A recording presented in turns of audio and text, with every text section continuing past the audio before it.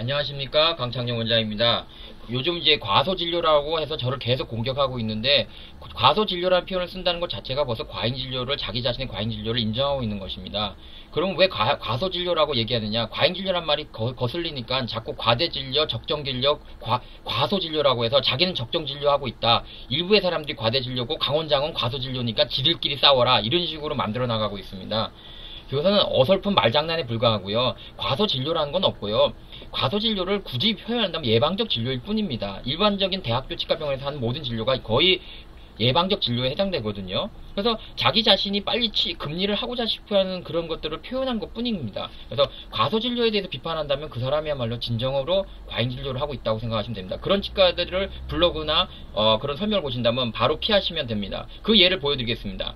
그 사람들이 보통 과소진료라고 저를 비판하는 치과 선생님들이 그렇게 얘기합니다. 야, 쉬울 거를 갖다가 신경치료가 쉬울 거를 갖다가 그냥 보험으로 떼었어.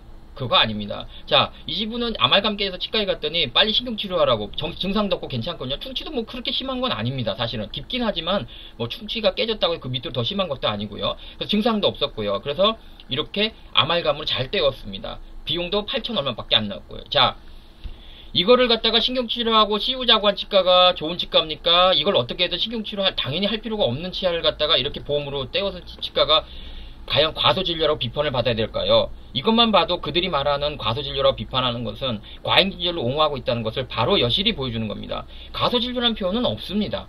그거는 요즘 자기네들이 도둑이 재발절이니까 자꾸 자기네들은 적정진료고 제가 주장하는 건 과소진료고 과잉진료는 따로 있다라는 식으로 만들어나고 있는 소위 배운 자들의 말장난일 뿐입니다.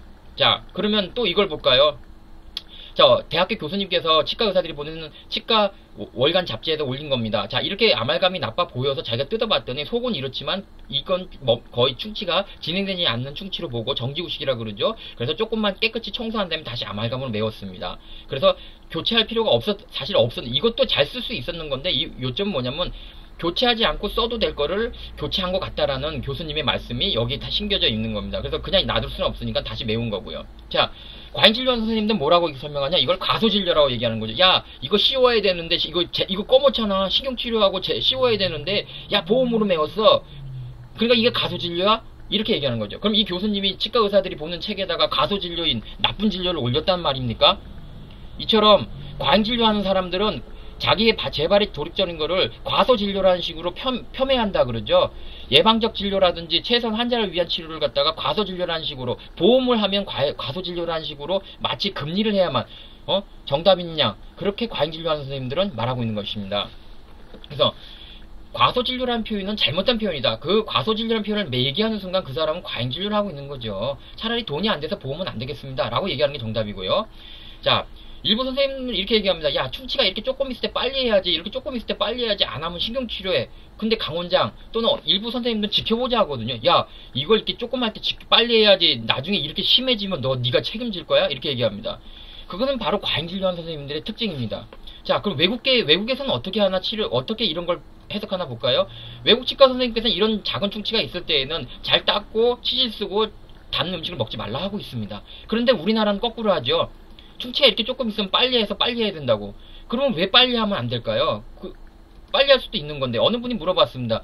충치가 이렇게 조금 있어도 사실 금리를 하기 위해서는 보통 이렇게 많이 파야 되는 겁니다. 그래서 요만한 충치 때문에 여러분 이만한 이를 깎아낸다면 좋을까요? 그렇죠? 충치는 요만한데 금리를 하려면 이렇게 깎아야 됩니다. 과연 이만한 충치 때문에 다른 이가 몇 배 이가 손해를 본다면 말이 안 되겠죠.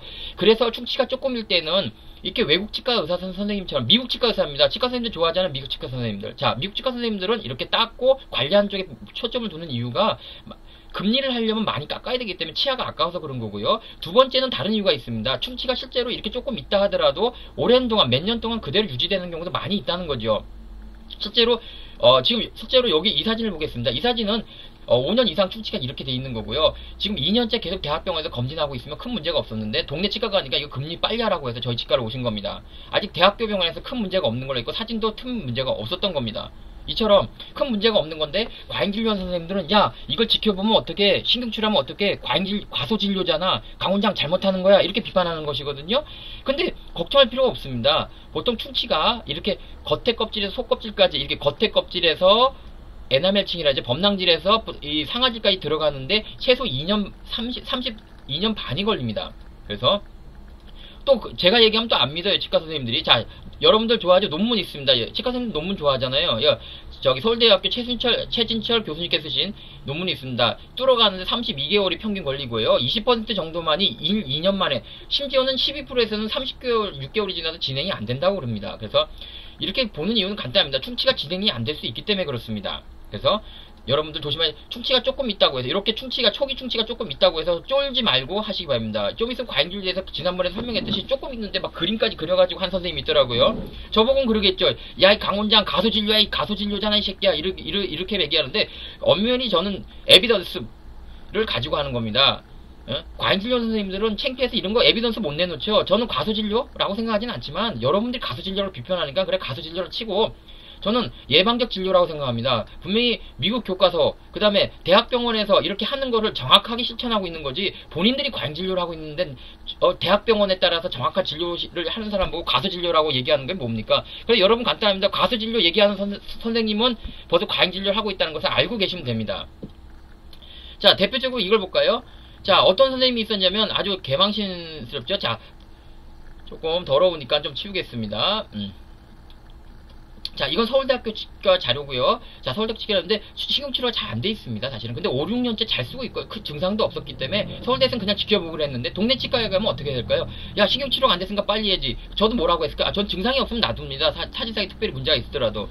그래서 놔두는데 분명히 또 가소진료라고 또 저를 욕하겠죠. 야, 이 식용치료가 잘 안 돼 있잖아. 죄송한, 그러면 서울대학교도 지금 가소진료를 하고 있는 겁니까?